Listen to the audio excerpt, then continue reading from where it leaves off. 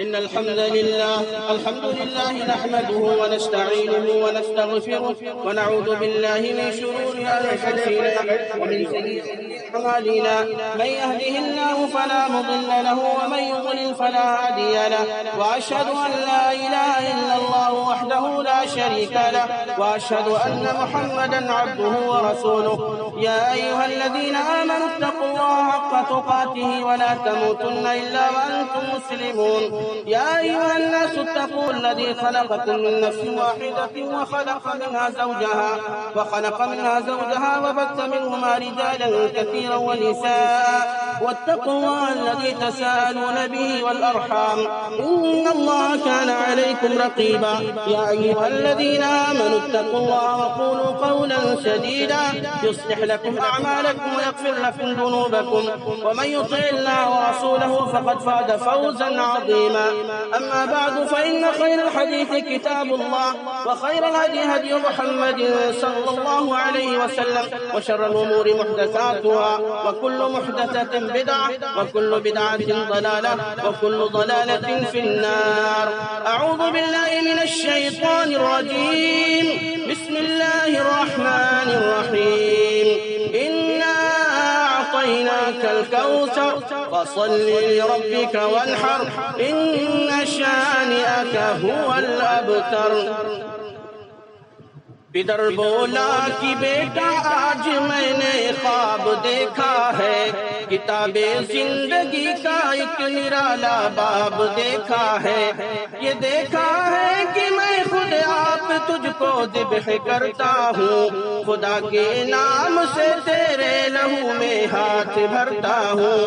سعادت مند بیٹا جھک گیا فرمان باری پر، زمین و آسماں حیرات استطاعت گزاری پر. کہا فرزند نے اے باپ اسماعیل صابر ہے، خدا کے حکم پہ بندہ پہ تعمیل حاضر ہے. مگر آنکھوں پہ پٹی آپ اپنی باندھ لیجیے گا، مگر آنکھوں پہ پٹی آپ اپنی باندھ لیجیے گا، میرے ہاتھوں میں اور پیروں میں رسی باندھ دیجیے گا. مبادا آپ کو صورت پہ میری رحم آ جائے، مبادا میں تڑپ کر چھوٹ جاؤں ہاتھ تھرائے. پسر کی بات سن کر باپ نے تعریف فرمائی، پسر کی بات سن کر باپ نے تعریف فرمائی. یہ رسی اور پٹی باندھنی ان کو پسند آئی. ہوئے تیار اب ہر طرح سے باپ اور بیٹا، ہوئے اب ہر طرح تیار دونوں باپ اور بیٹا. پسر قدموں میں آ لیٹا، چھری حضرت نے تھامی اور پسر قدموں میں آ لیٹا. پسر تھا مطمئن، پدر تھا مطمئن، بیٹے کے چہرے پہ بحالی تھی.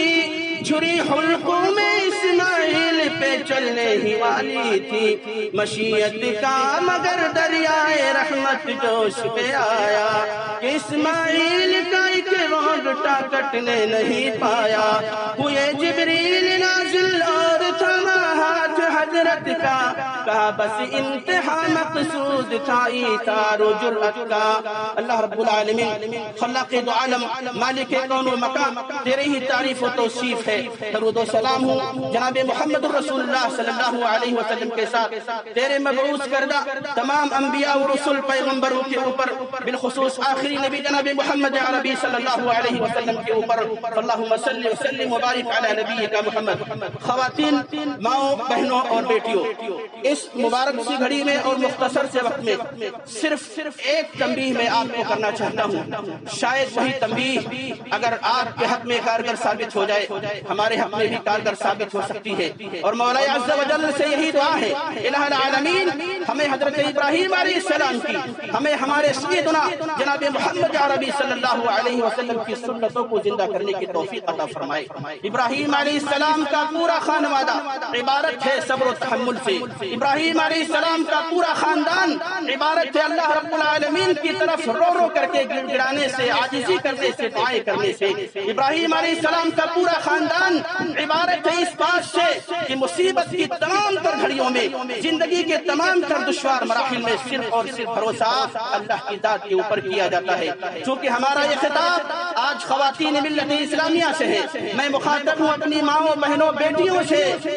آپ اللہ رب العالمین کے واسطے قوم کی بیٹیاں ہیں، قوم کی مائیں ہیں، قوم کی بہنیں ہیں۔ اسلام نے جو وقار، اسلام نے جو عزت، اسلام نے جو سرفرازی، اسلام نے جو اقبال عروج، اسلام نے جو بلندی عورت کی ذات کو دی ہے، دنیا کا کوئی بھی مذہب، دنیا کا کوئی بھی دعوے دار، دنیا کی کوئی بھی حکومت، دنیا کی کوئی بھی تنظیم نہ دے سکی ہے، نہ دے سکے گی۔ مثالیں جناب ابراہیم علیہ السلام کی زندگی سے سنیے۔ ہجرت کری ہے، ستائے گئے ہیں ابراہیم علیہ السلام، قوم نے ستایا، بادشاہ وقت نے ستایا، ابا جان آزر نے ستایا۔ ابا جان کے پاس جب دعوت توحید لے کے گئے، ابا کو سمجھ میں توحید کی دعوت نہیں آئی، کوئی بات نہ تھی، لیکن کہہ دیا لَإِن لَّمْ تَنْتَهِ لَأَرْجُمَنَّكَ وَاهْجُرْنِي مَلِيًّا۔ اے ابراہیم، تو ہمیں تو اس بات کی دعوت دے رہا ہے کہ بتوں کو بنانا، بتوں کی پرستش و عبادت کرنا چھوڑ دو۔ میں چھوڑ تو نہیں سکتا، لیکن تجھے بھی پتھروں سے مار مار کر کے، سنگسار کر کے موت کے گھاٹ اتار دوں گا، میں تجھے اپنے گھر سے نکال دوں گا۔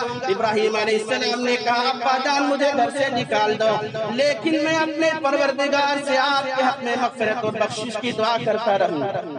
نکالے گئے ہیں، ہاتھ میں کچھ بھی نہیں ہے۔ ابراہیم علیہ السلام کے ہاتھ میں صرف اللہ رب العالمین کی ذات واحد ہے۔ ابراہیم علیہ السلام کے لحاظ خانے میں، ضمیر کے اندرونی حصے میں، دل کے اندرون خانہ میں ابراہیم علیہ السلام کے اللہ رب العالمین کی ذات کے اوپر اعتماد و توکل اور صرف اللہ واحد کی طرف متوجہ ہو کر کے دعائیں کریں۔ ہجرت پہ مجبور کر دیا قوم نے، اپنی بیوی سارہ علیہ السلام کو نکلے ہیں لے کر فلسطین کی سرزمین سے شام کی سرزمین کی طرف۔ بیچ میں مصر پڑتا ہے، مصر میں جابر و ظالم بادشاہ، جس کی ہمیشہ حسین و جمیل دوشیزاؤں اور عورتوں کے اوپر غلط نیت رہا کرتی تھی۔ خبر دی گئی ابراہیم آپ مصر کی سلطنت میں داخل ہو چکے ہو اور یہاں کا بادشاہ ظالم و جابر ہے، آپ کے پاس حسین و جمیل بیوی ہے، یقیناً یہ ظالم بادشاہ آپ کی بیوی کو اپنے ہوس کا نشانہ بنائے گا۔ ابراہیم علیہ السلام نے اپنی بیوی سے کہا سارہ، جب نوبت یہ آ جائے ظالم بادشاہ کے سامنے تیری حاضری کا وقت آ جائے تو کہہ دینا کہ میں ابراہیم کی بیوی نہیں بلکہ ابراہیم کی بہن ہوں۔ مجھے اس لیے کہ ہو سکتا ہے بہن کا نام سن کر کے وہ ظالم بادشاہ تیری عفت و عصمت اور عزت کی چادر کو تار تار کرنے کی کوشش نہ کرے۔ مرحلہ بھی آیا، ابراہیم علیہ السلام کی بیوی سارہ کو اس ظالم بادشاہ کے مشیروں نے، اس کے اہلکاروں اور درباریوں نے حاضر کیا ظالم بادشاہ کی خدمت میں، لیکن دعا کا سلسلہ شروع ہوا۔ روایتیں کہتی ہیں ابراہیم علیہ السلام خود اللہ رب العالمین کے ساتھ دعا کرنے میں لگ گئے۔ روایتیں کہتی ہیں سارہ علیہ السلام بھی اللہ سے دعا کرنے لگی، کہنے لگی اللہم ان کنت آمنت بک و برسولک واحسنت فرجی الا علی زوجک وَأَحْسَنْتُ فَرْجِي إِلَّا عَلَى زَوْجِي فَلَا تُسَلِّطْ عَلَيَّ هَذَا الْكَافِرَ۔ اے مولا کریم، آج میری عزت کے تار تار ہونے کا وقت آ چکا ہے، میری عفت و ناموس کا خطرہ ہے، یہ ظالم بادشاہ میری عزت کے اوپر حملے کرنا چاہتا ہے۔ پروردگارہ، تیرے علاوہ میرے سامنے کوئی ذات نہیں، تیرے علاوہ میرا کوئی سہارا نہیں ہے، اس لیے میرے رب اس ظالم بادشاہ کو میرے اوپر مسلط نہ کرنا۔ بادشاہ نے ہاتھ آگے بڑھائے، ہاتھ شل ہو گیا، فالج کا ٹیک ہوا، گڑ گڑانے لگا سارا دعا کر دو میں تجھے کچھ نہیں کہوں گا۔ دوسری مرتبہ وہی کارنامہ، کہنے لگا کچھ نہیں کہوں گا، اپنے رب سے دعا کر دو۔ تیسری مرتبہ بھی وہی کارنامہ، تیسری مرتبہ سے گزرنے کے بعد اس بادشاہ نے کہا میرے درباریوں، میرے دربار میں تم جس عورت کو پکڑ کے لائے ہو وہ عورت کوئی انسان نہیں ہے بلکہ تم نے ایک جناتی عورت کو میرے دربار میں میری خدمت کے لیے لا کر کے حاضر کر دیا ہے، اسے باہر لے جاؤ۔ اور اسی بادشاہ نے اسی وقت حاجرہ علیہ السلام کو گفٹ اور تحفے میں دیا کہ ابراہیم اس نوکرانی کو، اس لونڈی کو لے جاؤ اور تمہاری جو بھی خدمت ہو اس نوکرانی سے خدمت لینا۔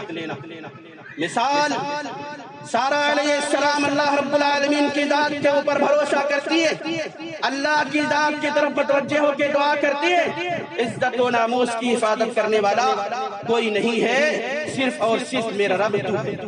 دوسری مثال ابراہیم علیہ السلام کی دوسری بیوی حاجرہ علیہ السلام ہی سے جو ابھی تک لونڈی ہے۔